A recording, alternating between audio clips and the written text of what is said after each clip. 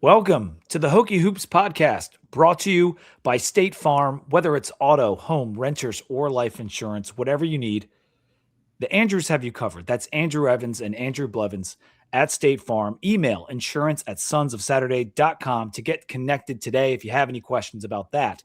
For now, I'm your host, PP. I've got Ed Williams here, and we have a guest. We've got Sam Jessee, a guy I talk to a lot, but we've got both members of Two Deep on the Hokie Hoops show. This is going to be fun. People might not know Sam loves ball, and so he wants to get some takes off regarding this. Welcome to the show, guys.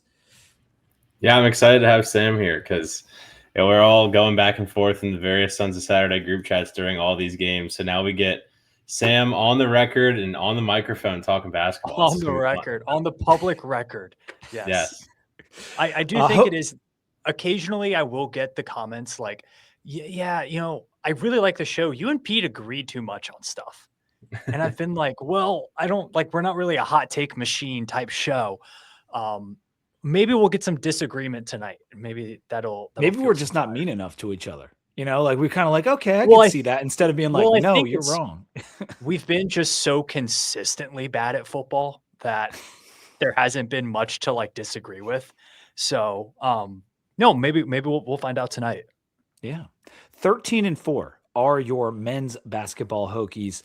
Got back to even in ACC play yesterday. We're going to tell you how it went down against Cal and what we can expect from this team as conference play continues to unfold. Remember to like and subscribe if you're watching on YouTube.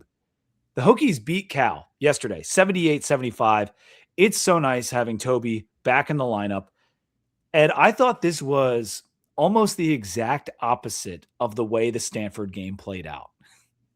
I told my wife after the game, it was like, which I think we do need to talk about Stanford, by the way, because I don't. We'll get to Stanford after the win. Yeah. I was like, we did not deserve to. It didn't feel like we deserved to win the Cal game, and we did. And Stanford was the opposite, where we totally deserved to win the game and somehow did not.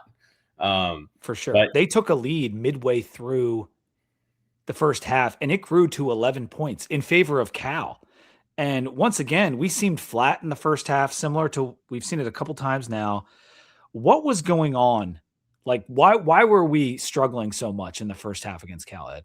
We're just settling for outside jump shots a lot. I thought the ball moved fine and they got some good looks, but they were not able to get inside against. I mean, Cal had some big guys, so they were not able to get downhill and get into the lane until much later in the game. But in the first half, it was just pass it around the perimeter, try to find something, couldn't find it, shoot a long three, and then get back on defense. And it just led to whatever that run was that Cal went on. It was just gross offensive basketball in the first half and just settling for really long threes. And as a result, Cal was able to go on a nice little run. But yeah, they had that lead and then didn't relinquish it until very, very late in the game. Yeah, it seemed like the offensive glass, they were all over it. And at one point, I think they even pointed out that Cal had more offensive rebounds than we had total rebounds. Yeah. At one point in the game. There was a point where in the first half, end of the first half, Cal had 9 offensive rebounds and Virginia Tech had 8 total rebounds. Unbelievable. We quickly got it back, though. Like, it was at double digits for Cal. We got it tied at 37 at the half after that 3-point play by Hammond. In the second half, they once again started out strong. Bell hit a couple shots. Day, he did his thing. He had a great game. And they had a 2 to 6 point lead all the way until about the 4-minute mark. And then it was just back and forth. What was your opinion on the end of the game, Sam? You see like Hammond stepping up, doing that drive and dish. Like, did you feel like we were going to come out on top, or were you like after the Stanford game, were you just like waiting for it to all go wrong? I mean, I was fully prepared for Tech to lose that game by 1 possession. Fully prepared. Because that's what we had seen the last 2 games. No, I think the one thing that was really leaning towards Virginia Tech this whole time was the fact that they were shooting as poorly as they did, and it was still a close game. I think goes to show you how good this team can be. I mean, there was a point in this game where Virginia Tech went almost 8 minutes, maybe even over 8 minutes, without making a field goal. And it was tied at halftime. Like, Virginia Tech played the sort of game where I think if you were to play that matchup like 10 times, this is the one time where it's like close like that. But Virginia Tech shot poorly from 3. They shot poorly from not poorly, but like very mediocre from the field. I mean, we were And yet they 40% won. from the field in the second half. Like the second half of that game, we could not make baskets. And you're right, from 3, it was terrible. Yeah, a 5 of 23 from outside the arc. Like that's not good. But I put in there like, man, Tech got to the free throw line and made a lot of really clutch free throws. And Tech wasn't turning the ball over much. They only had 10 turnovers in this game. Yeah. So did the little things well enough. Cal had a few guys make some ridiculous shots in the first half. Those shots didn't go in the second half. And that's kind of what helped Virginia Tech end up getting the lead late. Why is every game this season, Ed, like on a razor's edge? Like every one of these ACC games so far has been down to the freaking wire. It's been tough. I feel like this is going to keep going like this. Like we're going to keep having these type of things happen to us. Coach Young said it in the post game. He said, "I wish they weren't like these, but we're going to have more of them because the league's really good. I mean, they're at the top to bottom. The league is as good as it's been in a long time, and there's a lot of teams who are very, very similar. I think Duke has a clear talent advantage above the rest. Virginia, truthfully, is probably right there with them in terms of overall. You look at all like the various rankings and things like that. Virginia is very highly thought of. But other than that, man, it's a lot of very similar teams. Like with Louisville losing Michael Brown Jr. for who knows how long, they're all of a sudden much more vulnerable. Oh, yeah. Carolina's, got a lot of talent, but they have some flaws. SMU, same thing, really talented, has some flaws. And then Virginia Tech, Clemson, Miami, everybody's kind of right there. So there's going to be a lot more of these. And oh my God, I don't know that I can take it because this has been an unbelievable season in terms of playing close basketball games. So you look at this Cal game and the way the box score shapes out, like who are the stars of this game? Because I'm trying to think about like who was the guy, the reason we won the game? Like Ed, what do you think about that? As like most games in hindsight, you look back and you're like, Amani Hansberry did what? He's just such a special player. 6 of 6 up from the line, 15 points, 9 rebounds, hit a big 3 late in the second half. But I got to be honest, I want to lead with this. Like for 77 of the last 80 minutes Virginia Tech has played, Neo Abdalas has been fantastic. I thought the Stanford game was, Providence. Everybody will point to, but I thought the Stanford game by and large was his best game I had seen him play until the last 3 minutes of the game. And then I thought he was really good against Cal too. He was 50% from the field, 11 points, 6 assists, only 2 turnovers. Didn't shoot the ball well from 3, 0 for 3. If you take those threes out, he shot the ball fantastic. And the biggest thing he did that I have to think was maybe intentional was go to the rim. There was one matchup in particular late in the game where he spun back to his right hand and made a high off the glass layup. Where I think in games past, late in the game, gets a big switched on to him. He's tempted to shoot a step back 3 there. And in this game, it seemed very intentional that he was going to the rim and getting his that way. And he was phenomenal in this game. I have to give Neo a lot of credit. I would say those two. But then you look at Gerdak, 12 points, 6 of 6 from the free throw line. Our 2 bigs went 12 for 12 from the free throw line. I mean, the free throws in general, 27 of 31 from the line. That is where we won the game because, as Sam said, we didn't shoot well basically at all at any point, and it kind of got worse as it went, but we were making our free throws, and we've seen us miss so many this year. Well, and we are getting fouled at an alarming rate this year. Yeah. Like Virginia Tech's doing a really good job of winning that battle every single night. Like you look up every night and the other team is either in foul trouble or there's 11 minutes to go in the first half and all of a sudden the other team's got 7 fouls and you're shooting the rest of the way. And that goes for both halves. Virginia Tech's done a great job of getting fouled and also defending without fouling this year. And tonight was one of the nights where they actually, or that the other night was one of the nights where they actually made their foul shots and it became a clear advantage.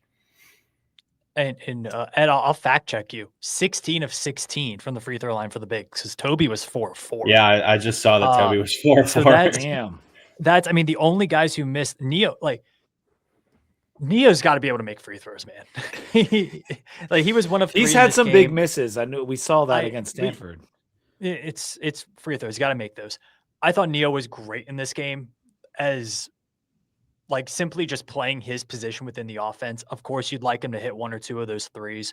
I think I tweeted this out, but when he gets like even 1 foot in the paint, he goes from average point guard to like lottery pick. Because even if he isn't the one scoring, even if he isn't the one assisting, he can make the right pass in traffic really, really well. That's maybe his best skill out of everything he does is really good passes in traffic.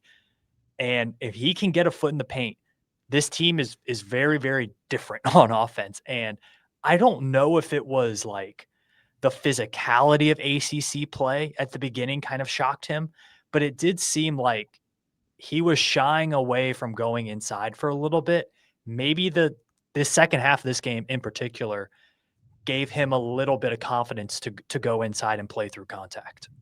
I think we've seen that in every ACC game to a point with him. Like, I think he was playing softer before ACC play started, and like his defense and everything, for the most part, has improved. And in this game, taking it to the rim more, people want him to be so good so early, and we're all like, maybe like he's been a little disappointing to some. He is a freshman playing college basketball, and I know he's a pro. He's played from a young age, but it's a new country, it's new opponents, and like college basketball at this level, it's really good basketball. And so I still think he's coming along, and like there has been a lot of areas of his game that have improved. There are some that have not, and we'll probably talk a little bit about that in a second. But I agree with you guys. I think there's been a step forward from Neo. He's playing more within the offense. I do want to skip some of those like random threes that he takes. Like some of those, like they really crush me. But if you told me in October he was going to be averaging 15 and 5 on 42% from the field, I would have told you that's about right. Like that's about what I would have thought. That's about what Igor Denham did last year, and he was a lottery pick.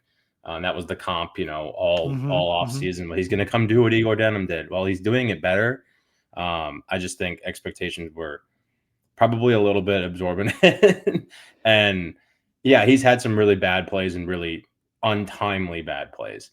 But by and large, his play has been as advertised. And I think in the last 2 games, but for a 3-minute stretch at the end of the Stanford game, he's been really, really good. I think he's really learning how to compete. Like you're seeing the compete level increase. I feel like we've seen that like 5 games now. Well, since he was sick, basically. Yeah, I think he came back and he's been better. Yeah, I'd say there's been a few moments defensively where you're like, buddy, wake up. Like you got to like, we'll talk about the Stanford game, but there's been a few moments defensively where you're like, okay, you can't like you don't have a 7-footer playing help D behind you like you would when you're playing pros in Greece. Like that's not there.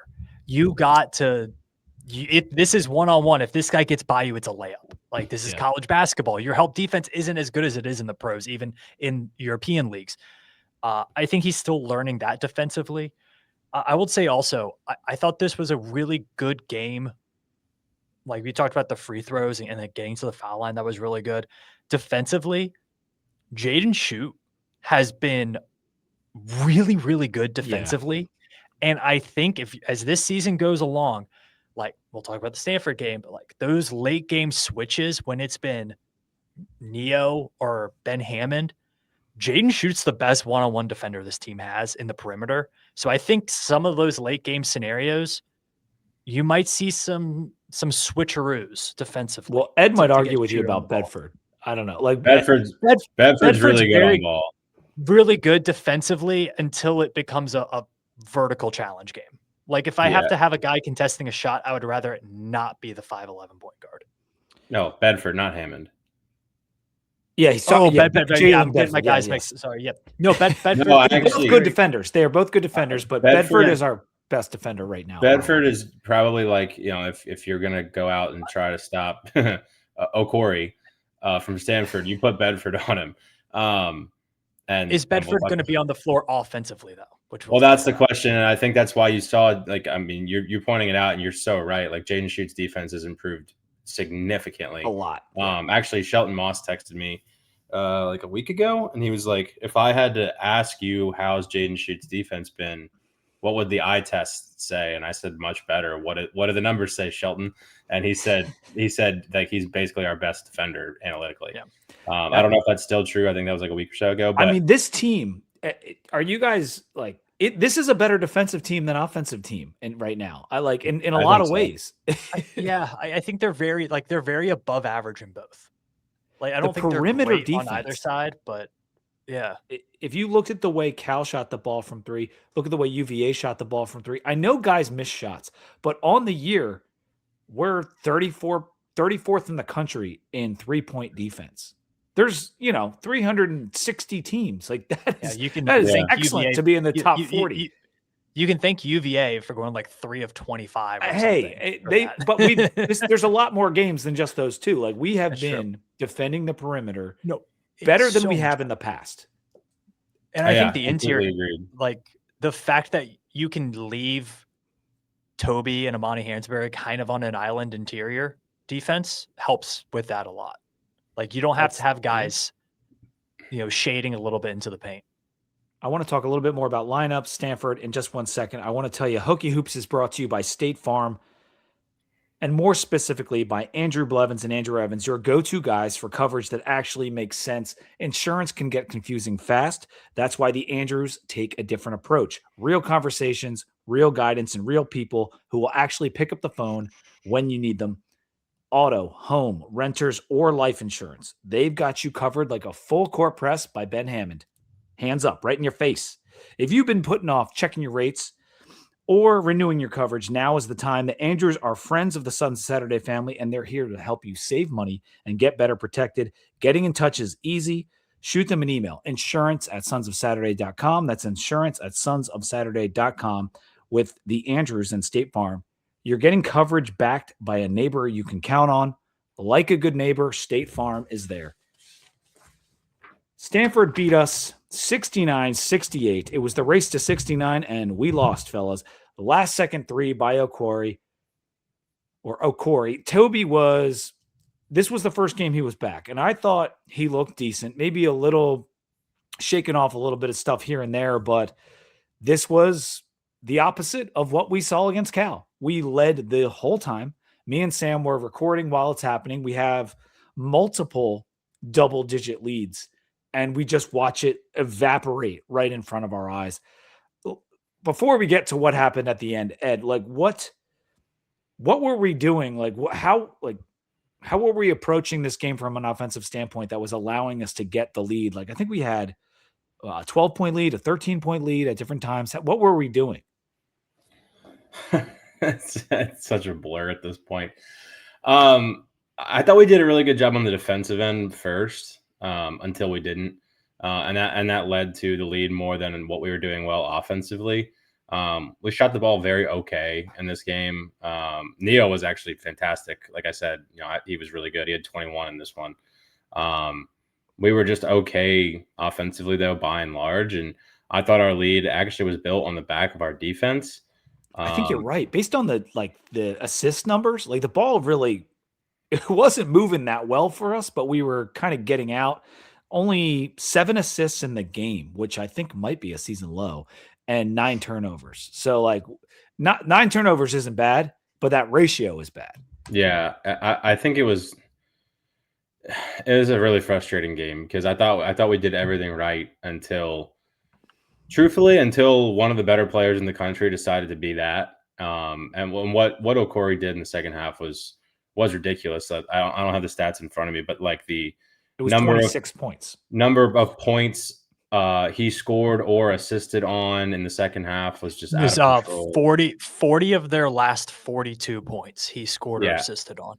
It's just ridiculous, and he's one of the best players in the country nobody knows about. Probably because he plays for Stanford, but he's third in the country in terms of freshman scoring behind Boozer and Dibansa, 2 top 5 picks. So he's a really special player, and what he did was absolutely ridiculous. Now, were there things we did wrong that allowed for him to do that? Of course. But he had 31 on 11 of 18 shooting. That's just completely ridiculous. So Yeah, there's a lot to like about what we did for, like I said, 36 minutes. Actually, it was closer to 38. 'Cause Yeah.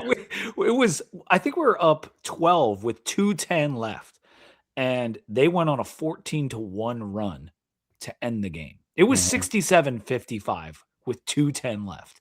Yeah. And you could have dribbled out. If Virginia Tech had taken shot clock violations their last two possessions, they would have won the game by multiple possessions. Mm. yeah.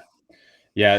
Down the stretch, I believe I looked at it. I went back through like the play by play, and in the last 2 minutes of the game, Neo missed 2 shots, 2 free throws, and had 2 turnovers. And it was just bad. I mean, it was Yeah, just it really, really bad. undid all the good that he did, because even on the last play, and it doesn't all, it comes down to one play and it doesn't, right? There was a ton of basketball before that. He wasn't up on Okori on that last shot. And I know he's tall and he jumped out there, and like, I just don't know why you don't have Doesn't like matter. Yeah. a Doesn't little body into him. Yeah. doesn't matter. No, I mean, look, we played really bad defense down the stretch, and we got away from what we had done a really good job of in the first half, which was containing Okori.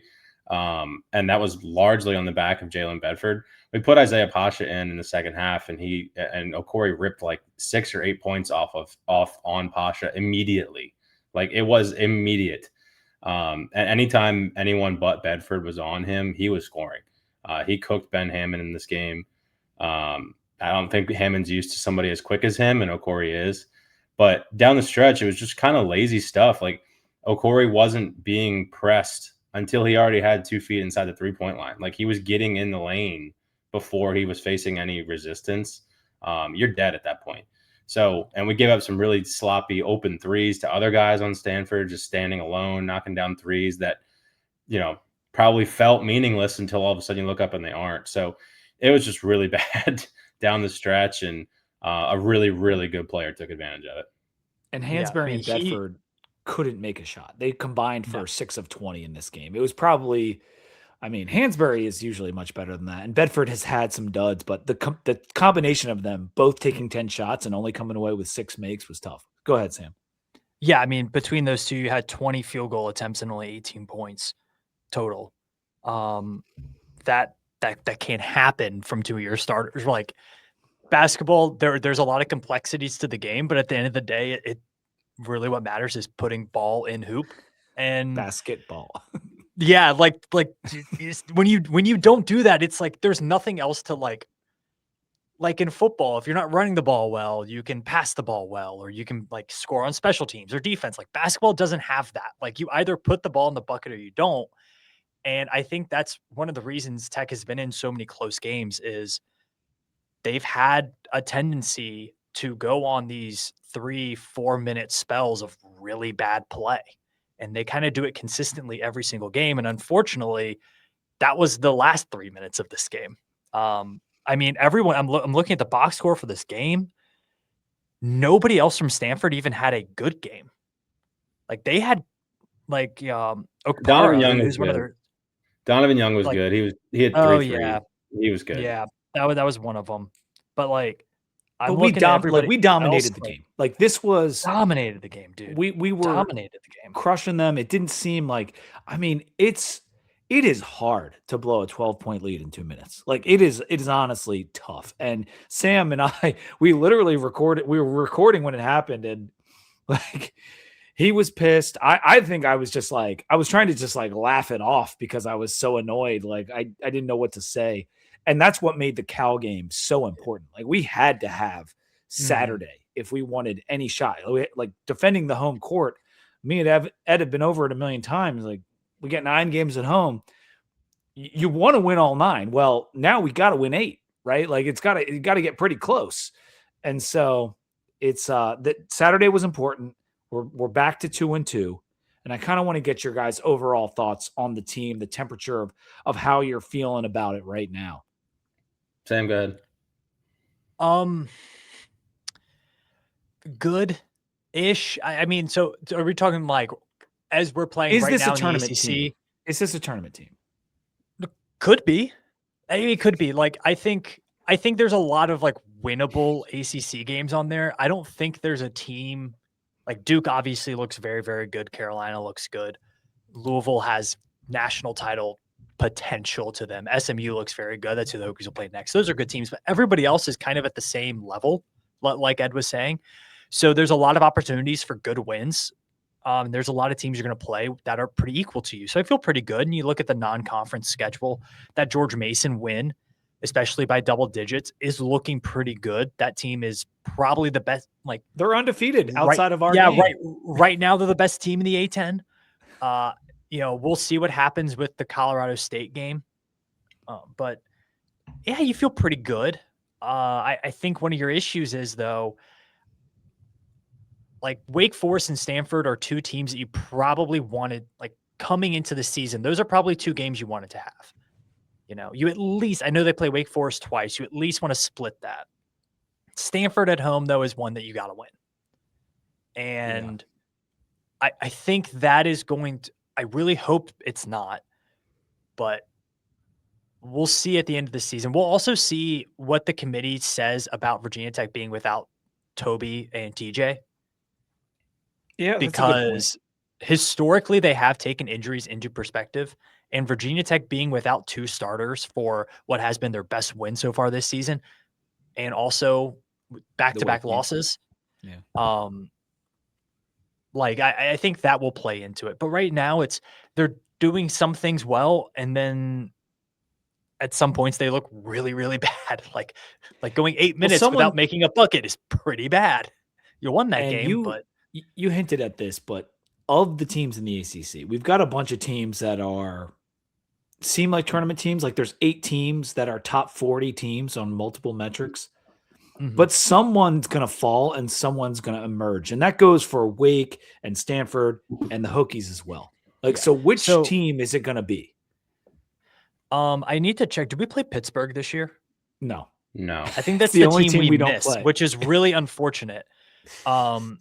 So Tech helps the strength of schedule by missing them, I suppose, right? I guess, but you have games like Florida State, Georgia Tech, and who's the other one down at the bottom of the ACC? Is really bad. Boston College. All 3 of those teams you have at home, and all 3 of them are pretty like 3 of the worst power conference teams in the country. You got to get them according to net, but that's not going to. Those games aren't even going to get you in the tournament, though. Like, yes, like at this point, with how bad they're playing, like you got to be wins. You got to find W somewhere. And I think you feel pretty good about like having Notre Dame at home. You get Wake Forest back at home, and then you're thinking like, okay, now we have like Syracuse. Can we go win that? Can we go down to Raleigh and beat NC State? Can we? Like Duke in Castle Coliseum, not a place Duke historically has played very well. So you start to think, okay, here's our baseline. Can we reach up and grab 2 or 3 of these games to find our way to just above 500 in the ACC? And you've put yourself in that position, right, Ed? By the fact that you couldn't come out with a win against Wake and then you lose at home to Stanford, you've put yourself in a position where you must have 1 or 2 of these away games that would essentially be a Q1 win. Yeah, I mean, the number in my head is always 20. I've said that on here. You get to 20 more years than not in a power league, you're making the tournament. To Sam's point earlier, the thought I've had recently is if you get to 19, do you get some grace for the fact that you were so injury plagued during all of your losses? I mean, Toby played against Stanford, but barely. He was pretty out. And it was his first game back, yeah. And St. Mary's, you didn't have him. VCU didn't have him. Wake, you didn't have him or TJ. Stanford, you barely had Toby, and you didn't have TJ. So you're still down starters in all 4 losses. If you get to 19 wins, do you get some grace for that and get yourself in a play-in? Maybe. I could see that happening. I could see that being a tiebreaker that's in Virginia Tech's favor as long as some of these good non-con wins continue to age, like Sam talked about.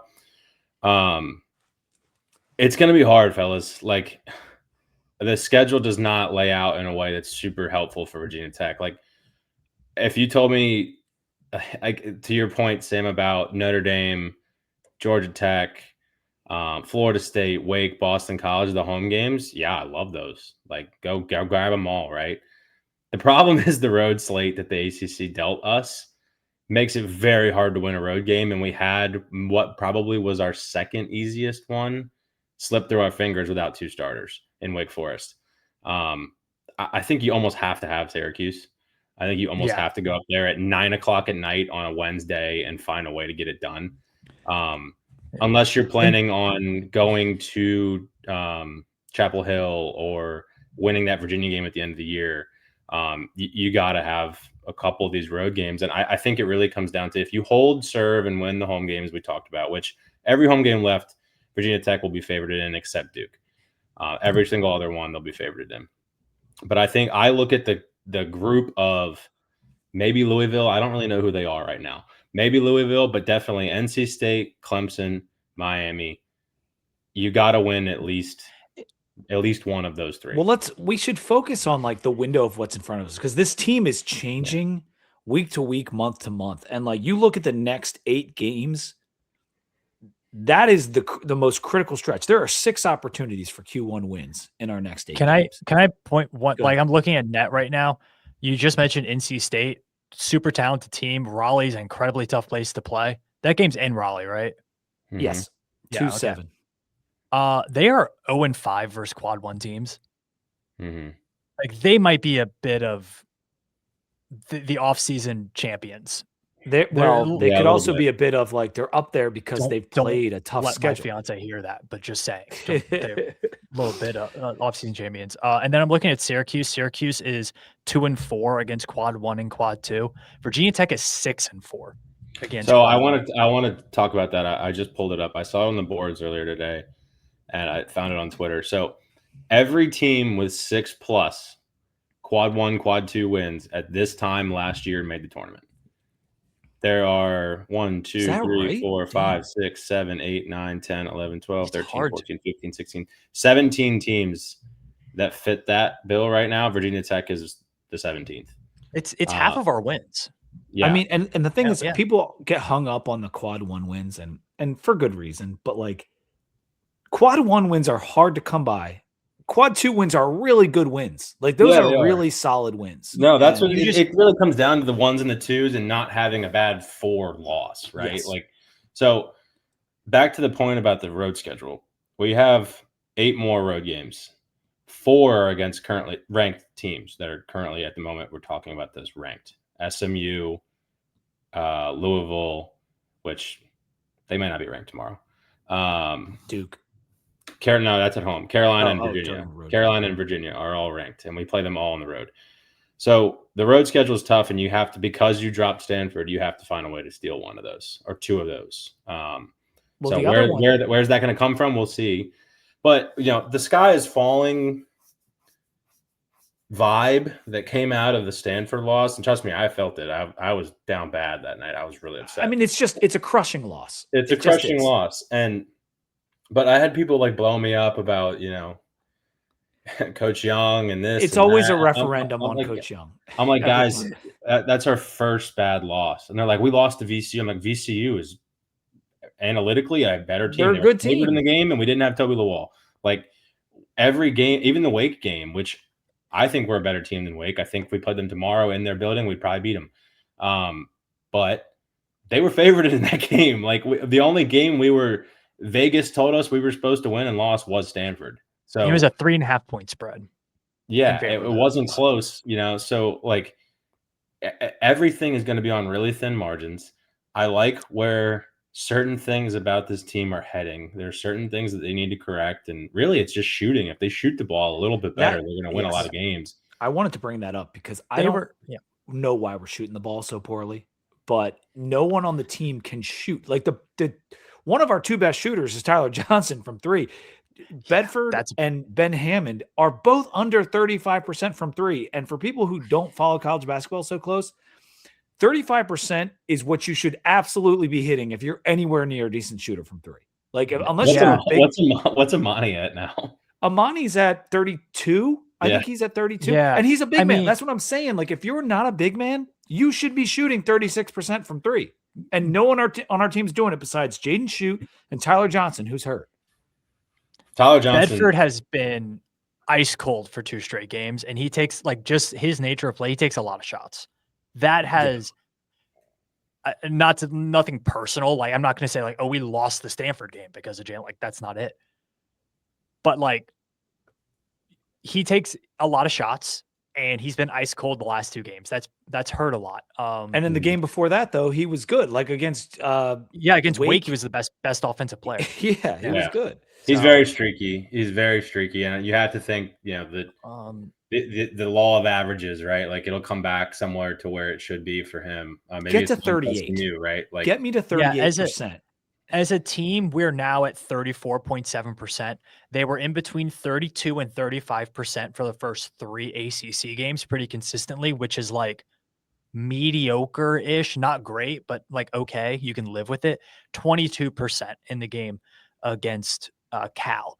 Yeah. Like you don't win. Virginia Tech shot worse from the field overall. They shot worse from 3, and they actually shot a worse percentage from the free throw line and won the game. We're good.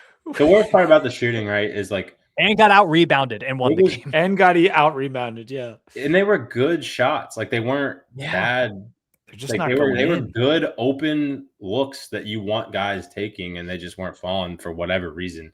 But I mean, if that improves marginally, they play good enough defense to beat anybody, and they will have in most games for the rest of the year, with the exception of maybe off the top of my head 3, the most talented player on the floor.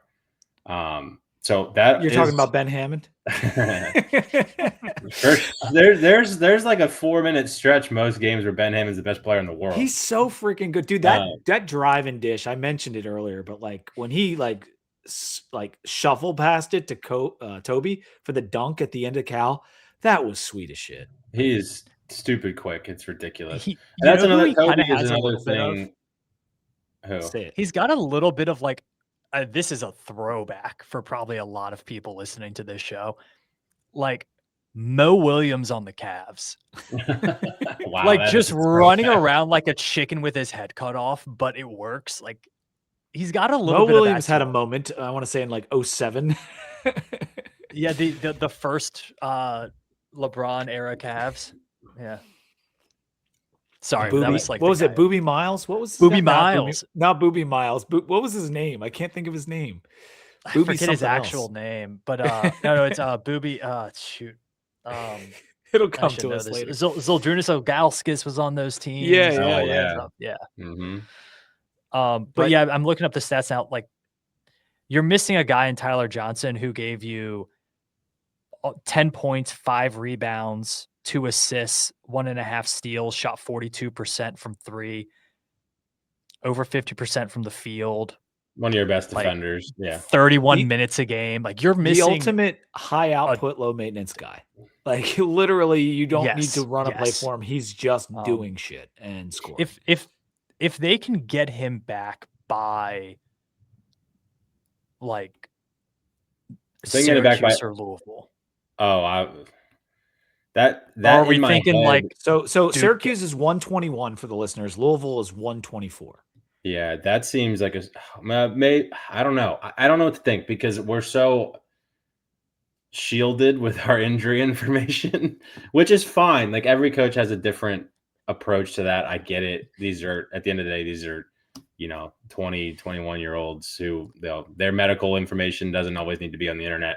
But I would love to know when we can reasonably expect him. In my head, I've always thought if he can be back by NC State and we have a chance to go for a push in February, that's fine. I would love to get him back by Syracuse. If you could find a way to get him back by Syracuse, I feel much better about our chances of going on the road and winning that game when you add Tyler Johnson into the fold. Yes. Coach Young said he's close, whatever that means to Coach Young. We will never know. He could be missing his right foot could be amputated for. I will say I know somebody that was at both games, and they said Tyler Johnson looked noticeably more comfortable walking around at the Cal game than he did at the Stanford one. So for whatever reason, that 3-day stretch made him look more comfortable. Not sure. But I don't expect him against SMU. I don't expect him against Notre Dame, maybe Syracuse. No. And I think if you can get him back by Syracuse and then You split against SMU and Notre Dame. I mean, Pete, remember, I told you and Mike I would love to be 3-3 through 6. Yeah, that's still very much in play here. it is. And SMU, you talk about ranked teams. SMU was ranked last week. They beat North Carolina 2 weeks ago, and they subsequently lost to. They played Clemson. Duke really tough in Cameron. And Duke, the Duke game that was a good game. I Without watched a lot of Boopie that Miller. game.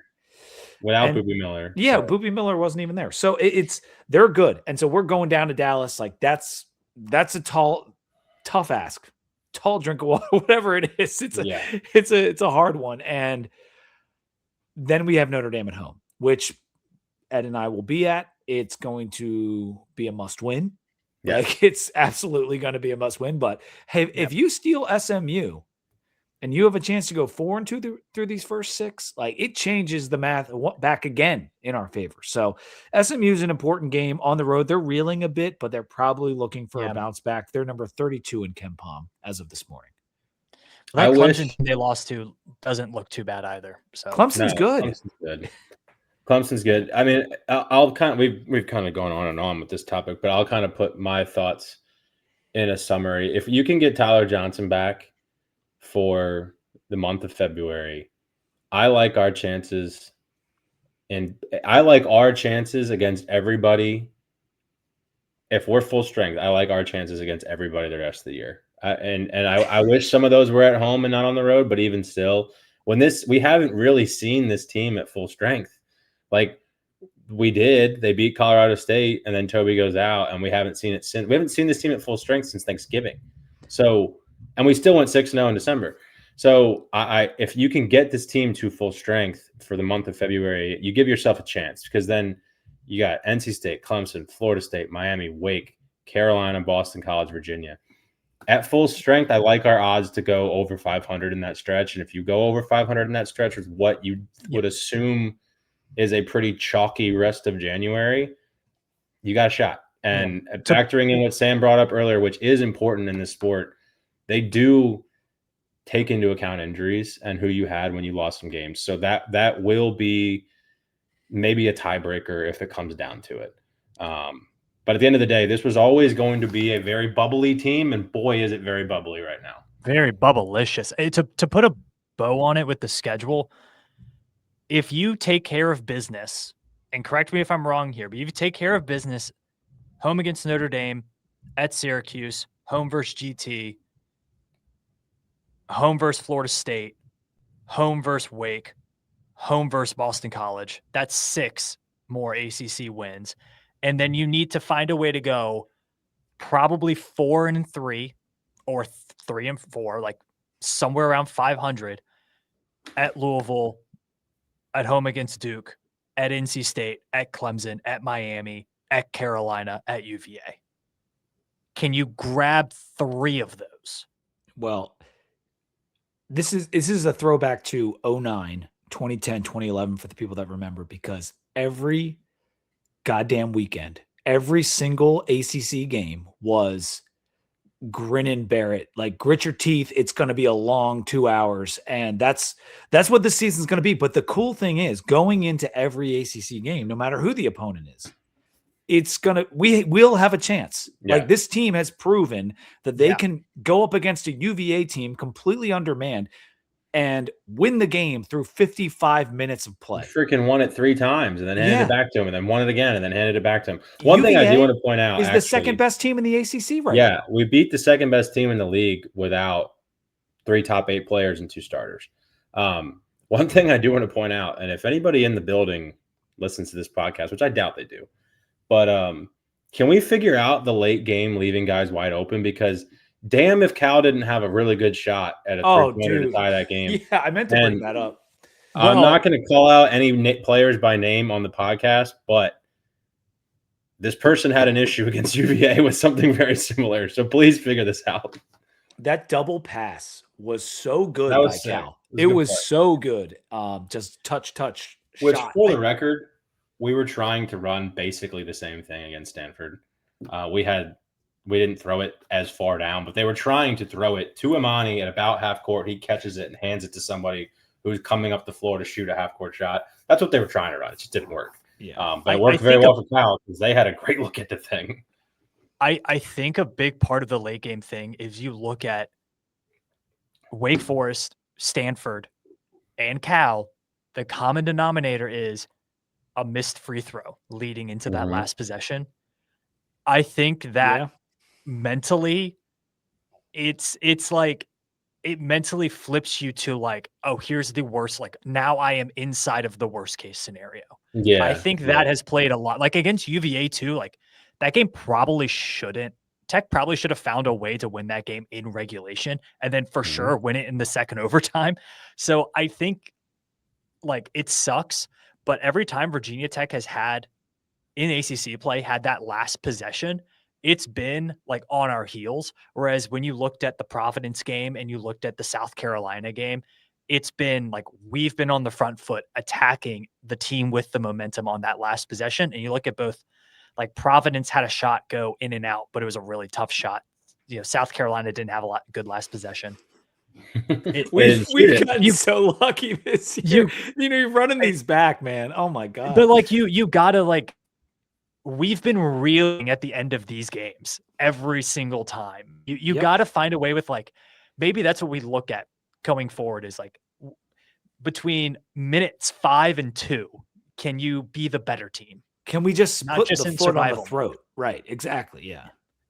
We need to close these things. I think if you're Mike Young, I think you think about 4 corners and taking a shot clock and then just jacking something up. I actually think you start doing some math here and say, all right, we're up by 4 possessions and there's 2 minutes left. Let's start milking some clock. Run the UVA play where you run out the shot clock. Was that them? Yeah.